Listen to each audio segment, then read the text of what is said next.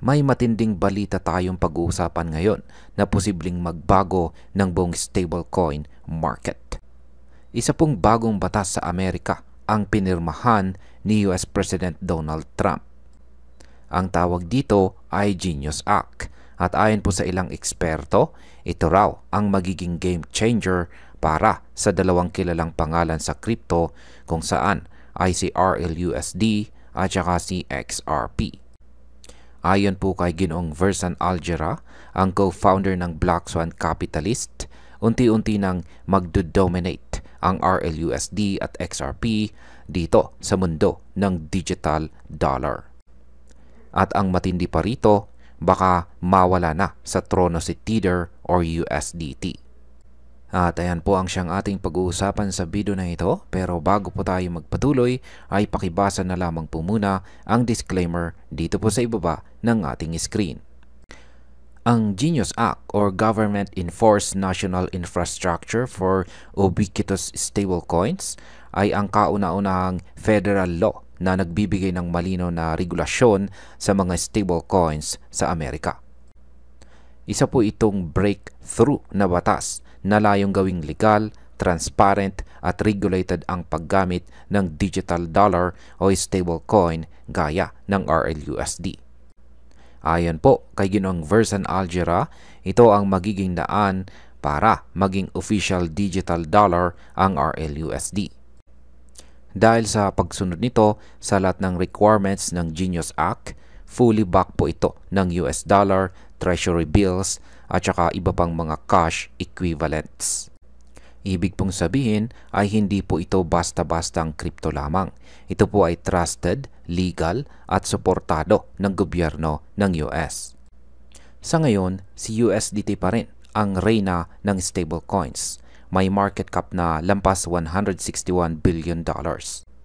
Pero ayon po kay Ginoong Algera, posibleng matalo na ito ng RLUSD sa mga susunod na buwan. At bakit? Dahil unti-unting maglalabasan ang mga audit requirements para sa mga unregulated stablecoins gaya ng USDT. Kapag nagsimula na ang mas mahigpit na pag-audit at regulasyon, posibleng umatras ang maraming investors mula kay USDT at lumipat sa mas transparent at compliant na RLUSD. Dagdag pa ni Ginoong Algera, the offshore game is over. Hindi na raw tatagal ang mga stablecoin na walang malinaw na suporta mula sa gobyerno. Hindi lamang po si RLUSD ang nagiging bida sa bagong batas na ito. Kasama rin po sa spotlight si XRP. At bakit? Dahil ang RLUSD ay itinayo sa XRP Ledger, isa pong blockchain network na kilala po sa bilis, scalability at saka trustless settlement layer. Ang XRP Ledger ang nagiging tulay para makapagpadala ng pera ng real-time, borderless at walang middleman. Sabi po ni Ginoong Algera, sa pamamagitan po ng tokenization ng US debt at pagsasama nito sa liquidity ni XRP, magkakaroon tayo ng isang makabagong paraan para gumalaw ang halaga sa buong mundo. Tila sinasabi na natin ang paalam sa SWIFT system na ginagamit ng mga bangko. Ngayon ay mawawala na ba talaga sa trono si Tether or USDT? Ayon po sa analysis ni Ginoong Algera, mabilis ang pagbagsak ng kasikatan ni USDT dahil hindi ito sumasailalim sa parehong level ng transparency at regulation. Naglabas man ng plano ang Tether na gumawa ng US-based stablecoin para makasabay sa Genius Act, huli na raw ito. Si RLUSD ay nasa unahan na ng pila at malinaw ang suporta mula sa mga institution. Hindi na po sapat ang pagiging una sa market. Kailangan na rin ngayon ang legalidad at transparency. Hindi pa rito nagtatapos ang ambisyon ni XRP. Ayon po kay Ginoong Algera, posibleng mag-launch ng gold-backed treasury token si XRP. Ito ay makakatulong para mapalakas palalo ang tiwala ng mga investor sa digital assets. Imagine mo yan, isang stablecoin na back, hindi lang ng cash, kundi ng ginto mismo. Kung mangyari ito, ibang level na ang tiwala at value na makukuha ng XRP ecosystem. Para po sa atin bilang mga Pinoy crypto enthusiast ay napakalaking balita nito.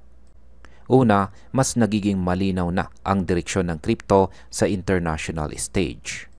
Kung si RLUSD ay kikilalanin bilang regulated and government-compliant stablecoin, ibig sabihin ay mas ligtas at mas secure itong gamitin kaysa sa mga unregulated na tokens.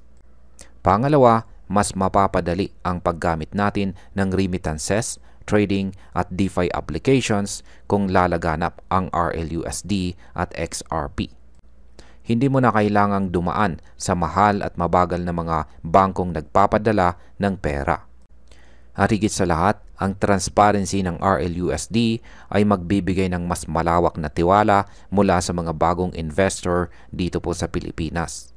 At bilang panghuli, ang masasabi ko naman tungkol dito ay itong Genius Act ay isang panibagong hakbang patungo sa mas regulated, transparent at saka mature na crypto industry. Hindi na uso ngayon ang mga shadow bank style ng stablecoin na walang sapat na audit at transparency. Kung magpapatuloy po ang trend na ito, posibleng si RLUSD at XRP na nga ang maging core infrastructure ng future global finance. At bilang Pinoy crypto enthusiast, kailangan nating pag-aralan at subaybayan ang ganitong mga galaw. Hindi po sapat na tumingin lang tayo sa presyo. Dapat alam din natin kung anong batas ang gumagalaw sa likod ng bawat token. At ayan, hanggang dito na lamang po tayo sa video na ito mga ka-crypto.